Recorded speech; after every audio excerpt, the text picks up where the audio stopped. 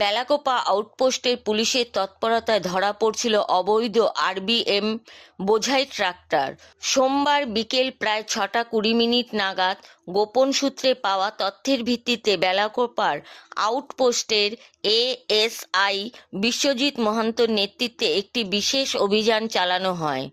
ওই অভিযানে 2টি ট্রাক্টর আটক করা হয়, যেগুলির সঙ্গে ট্রলি যুক্ত ছিল এবং অবৈধভাবে আরবিএম বোঝাই করা হয়েছিল।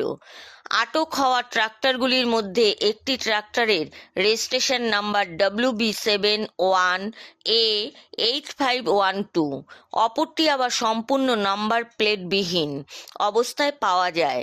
পুলিশ সূত্রে জানা গিয়েছে, 2টি ট্রাক্টরই মান্তাহিন দিক থেকে আসছিল। তবে পুলিশের উপস্থিতি টের পেয়ে চালকেরা দ্রুত ট্রাক্টর ফেলে পালিয়ে যায়। পুলিশ জানিয়েছে, ঘটনাটির তদন্ত শুরু হয়েছে এবং প্রয়োজনীয় আইনানুগ ব্যবস্থা গ্রহণ করা হচ্ছে।